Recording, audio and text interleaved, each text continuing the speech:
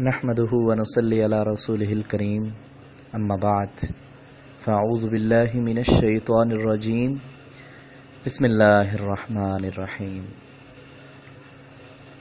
درس قرآن میں ہمارے آج کے سبق میں سورۃ الفاتحہ کی آخری 3 آیات مبارکہ شامل ہیں۔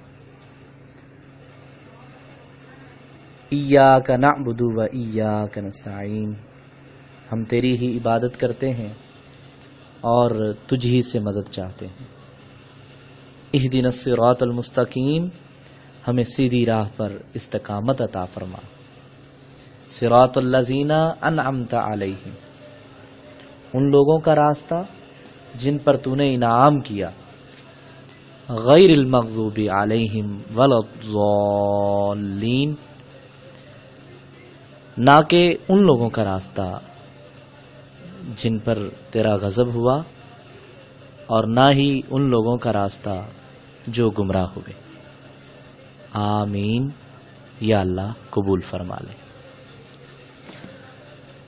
سورۃ الفاتحہ کی آخری 3 آیات مبارکہ آپ نے سماعت فرمائی۔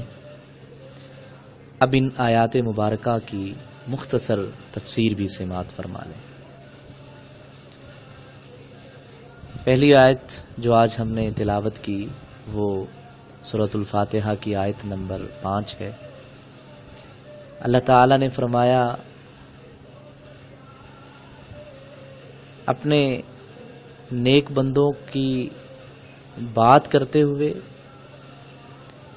اور اصل مفہوم میں یہ ہے کہ اپنے بندوں کو تلقین کرتے ہوئے، یہ حکم دیتے ہوئے کہ وہ اللہ سے ہمیشہ یہی دعا کریں، یہی التجا کریں کہ ایاک نعبد، کہ ہم صرف تیری ہی عبادت کرتے ہیں، و ایاک نستعین، اور ہم تجھ ہی سے مدد چاہتے ہیں۔ عبادت کے معنی ہوتے ہیں کسی کی رضا کے لیے انتہائی عاجزی اور کمال خشوع کا اظہار کرنا۔ ابن کثیر رحمۃ اللہ علیہ نے عبادت کو یوں بیان فرمایا ہے کہ شریعت میں کمال محبت، خضوع اور خوف کے مجموعے کا نام عبادت ہے۔ یعنی اپنے آپ کو کسی کے سامنے بالکل عاجز اور ناتواں اور کمزوری کا اظہار کرنا، اور اس عظیم ہستی اللہ کی بارگاہ میں اپنے آپ کو اس کے حوالے کر دینا، یہ عبادت کہلاتا ہے۔ ایاک نعبد میں یہاں ایک اور بھی بڑی اہم بات بیان کی جا رہی ہے کہ ہم تیری ہی عبادت کرتے ہیں۔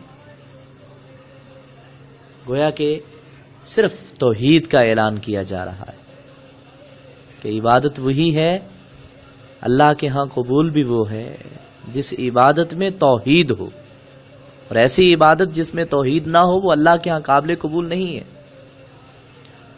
توحید کی 3 اقسام ہیں، ایک توحید ربوبیت ہے، ایک توحید الوہیت ہے، اور ایک توحید صفات ہے۔ توحید ربوبیت کا مطلب ہے کہ اس کائنات کا خالق، مالک، رازق، مدبر، اس کائنات کو چلانے والا، اس کائنات کو بنانے والا، سب اختیارات اسی اللہ کے پاس ہے۔ وہی اس کا رب ہے، وہی اس کا پالنے والا ہے۔ اس پہ یقین رکھنا بھی ضروری ہے۔ دوسری توحید کی قسم توحید الوہیت ہے، اور اس کا یہی مطلب ہے جو یہاں پر بیان کیا جا رہا کہ توحید کی تمام اقسام میں سے جو توحید الوہیت ہے اس کو اس آیت مبارکہ میں بیان کیا گیا ہے کہ ہر قسم کی عبادت کا مستحق وہ صرف اور صرف اللہ کی ذات ہے۔ نماز، روزہ، حج، زکوٰۃ اور کسی بھی طرح کی عبادت، جیسا کہ ہم تشہد میں یہ پڑھتے ہیں التحیات للہ والصلوات والطیبات، تمام تر قولی عبادتیں، تمام تر بدنی عبادتیں، تمام تر مالی عبادتیں، ساری کی ساری عبادتیں صرف اللہ کے لیے۔ یہ مطلب ہے ایاک نعبد، ہم صرف تیری ہی عبادت کرتے ہیں۔ اور توحید کی تیسری قسم توحید صفات ہے، اور اس کا مطلب یہ ہے کہ اللہ کی جو صفات قرآن و حدیث میں بیان ہوئی ہیں ان کو بغیر کسی تعویل اور تحریف کے تسلیم کرنا، اور وہی صفات اس انداز میں کسی اور میں نہ ماننا، یہ توحید صفات ہے۔ مثال کے طور پر جیسا کہ اللہ تعالی رزاق ہے، اللہ کی صفت یہ ہے کہ وہ اپنے بندوں کو رزق عطا کرتا ہے۔ اللہ کی یہ صفت ہے کہ وہ علیم ہے، ہر چیز کو جاننے والا ہے۔ اگر ہم اللہ کی صفت علیم کسی اور میں اسی طرح شامل کر دیں جس طرح اللہ میں ہے تو یہ شرک ہو جائے گا۔ اللہ تعالی ہمیں توحید کو اختیار کرنے اور شرک سے محفوظ رہنے کی توفیق عطا فرمائے۔ پھر فرمایا وَإِيَّاكَ نَسْتَعِينُ، اور صرف تجھ ہی سے مدد چاہتے ہیں، اللہ سے مدد مانگنی چاہیے۔ اور اللہ کو ایسے لوگ بہت پسند ہیں جو اللہ سے مانگتے ہیں، اللہ سے دعا کرتے ہیں، اللہ تعالی سے فریاد کرتے ہیں۔ اللہ نے اس پکار کو بھی عبادت کہا ہے، جیسا کہ قرآن کریم میں اللہ تعالی نے اس دعا کو عبادت قرار دی ہے، رب سے مانگنے کو عبادت کہا گیا ہے۔ اور حدیث مبارکہ میں بھی اس کی وضاحت یوں فرمائی کہ الدعاء هو العبادہ، اور ایک روایت میں الدعاء مخ العبادہ، دعا ہی عبادت کا مغز ہے اور دعا ہی اصل عبادت ہے۔ تو رب سے مانگنے کی تلقین کی جا رہی ہے۔ اللہ تعالی ہمیں بھی اللہ سے مانگنے کی توفیق عطا فرمائے۔ اللہ کے رسول صلی اللہ علیہ وسلم نے اپنے صحابی سے فرمایا اذا استعنت فاستعن باللہ، جب بھی مانگو اللہ سے مانگو، اللہ کے علاوہ اور کسی سے نہ مانگو۔ اس کے بعد اگلی آیت مبارکہ ہے اہدنا الصراط المستقیم، اللہ ہمیں سیدھی راہ دکھا دے۔ اب سیدھی راہ سے، صراط مستقیم سے کیا مراد ہے؟ وہ کون سا راستہ ہے جس میں یہاں ترغیب دلائی جا رہی ہے؟ تو اس کی وضاحت اللہ کے رسول صلی اللہ علیہ وسلم کی حدیث مبارکہ میں ہے۔ آپ نے فرمایا میری امت میں 73 فرقے ہوں گے، ان میں سے صرف ایک فرقہ، ایک گروہ جو ہے وہ جنت میں جائے گا، باقی سارے جہنم میں جائیں گے۔ اور اس ایک گروہ کی صفات بیان کرتے ہوئے، اس کی خوبیاں بیان کرتے ہوئے فرمایا وہ گروہ ایسا ہوگا، وہ اسی راستے پر عمل کرے گا ما انا علیہ و اصحابی، جس پر میں ہوں اور میرے صحابہ ہیں۔ اور جس راستے کی پیروی میں کر رہا ہوں اور میرے صحابہ کر رہے ہیں، جو شخص مجھے اور میرے صحابہ کو فالو کرے گا وہی شخص صراط مستقیم پر ہوگا۔ تو اس آیت مبارکہ میں صراط مستقیم کی جو ترغیب دلائی جا رہی ہے اس سے مراد اللہ کے رسول صلی اللہ علیہ وسلم کا راستہ ہے، اور اللہ کے رسول صلی اللہ علیہ وسلم کے جو صحابہ ہیں ان کا راستہ ہے۔ پھر فرمایا صراط الذین انعمت علیہم، ان لوگوں کا راستہ جن پر تو نے انعام کیا۔